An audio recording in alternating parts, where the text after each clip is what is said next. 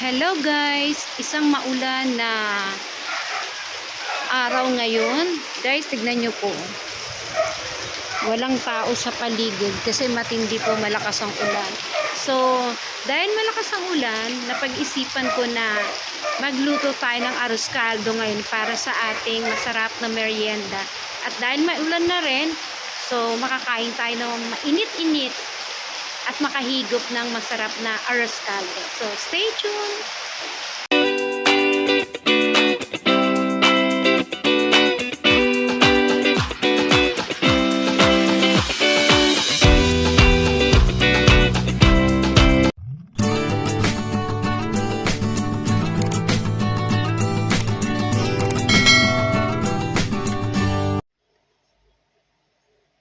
Ayan guys, ito na po yung ating mga ingredients na gagamitin natin para sa ating pagluluto ng masarap at mainit-init na arroz caldo para sa ating malamig na panahon.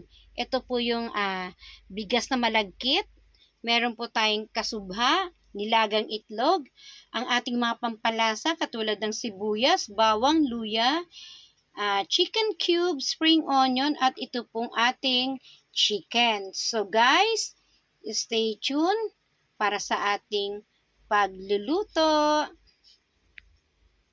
Meanwhile, Hello guys, mag-start na tayo magluto.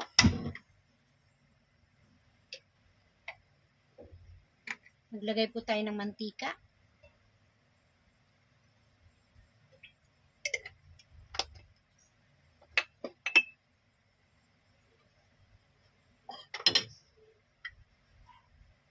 Lagay po natin yung ating luya.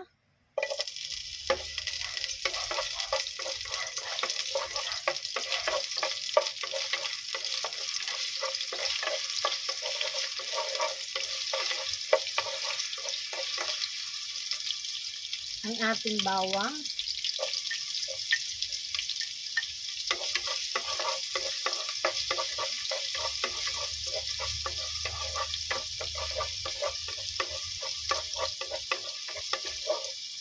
And then ang sibuyas.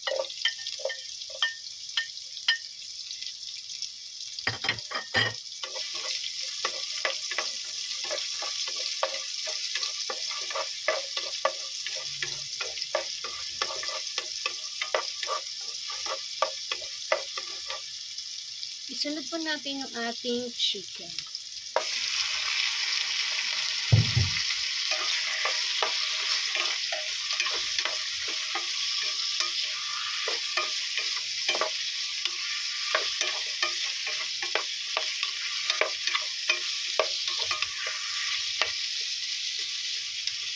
So, hayaan po muna natin siyang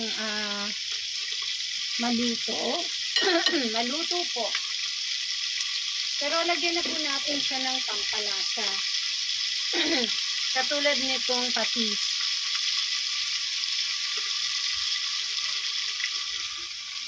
So, ayan guys. Hayaan po muna natin.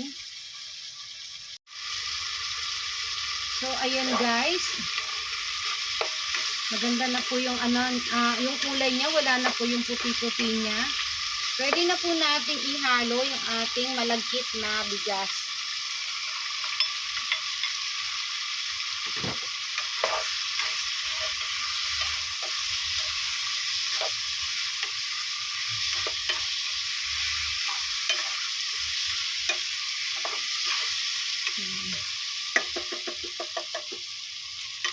Yan, halo na po natin. And then, lagyan na po natin siya ng tubig.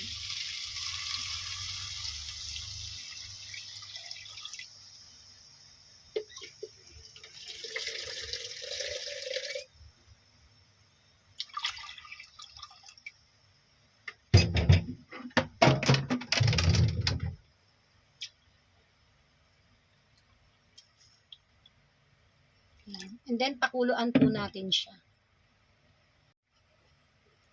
Ayan guys, kumukulo na siya.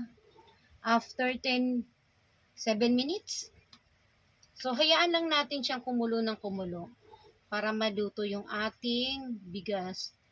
So, pakuluan pa po natin muli. Yan guys, check natin muli.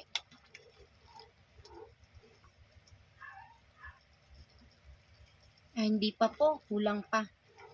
Matigas pa yung ating bigas, ay ang ating malagkit.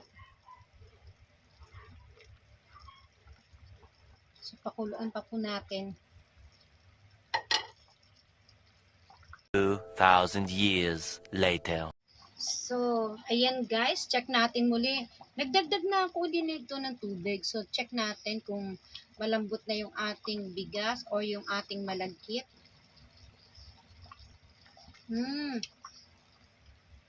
Pwede na natin ilagay yung ating chicken cube.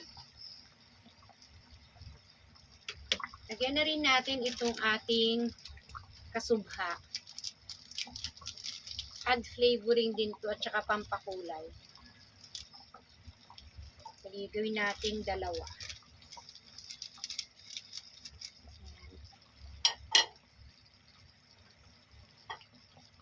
Tingnan natin.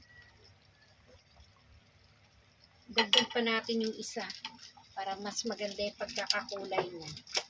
Hindi lang po. Dagdag natin itong isa pa.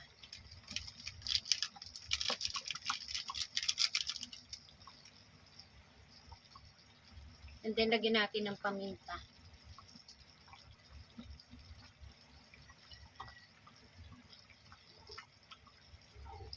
Okay. Pakulan na lang po natin siya ng konting-konti pa po.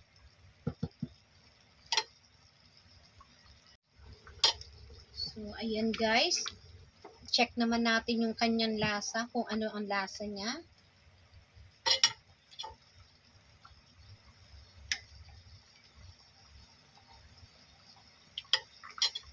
Dagdagan lang natin siya ng konting asin.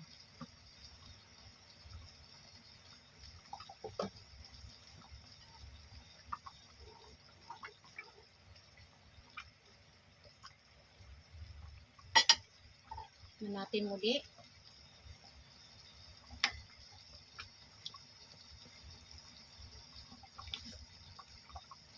Yan guys, ang sarap na po niya. So guys, thank you for watching. Hello guys! Ito na po pala yung aking recipe for today. Ito po yung isang masarap at simpleng luto lamang po ng arroz caldo.